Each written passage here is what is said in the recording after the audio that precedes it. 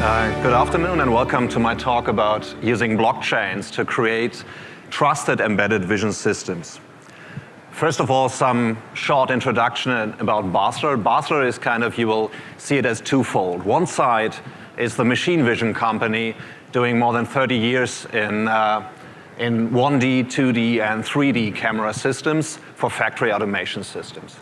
The other side is embedded vision solutions. So we produce full custom processor designs incorporating embedded vision and vision technology on customers' request, including the consultancy, development, and full life cycle and production.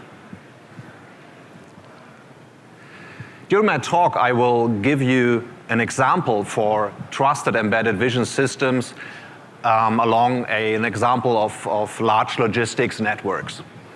Give you a short introduction to blockchain, how this works, and then the trustworthy camera, the element that we propose to create the trusted embedded vision system. And another example out of facial payment systems.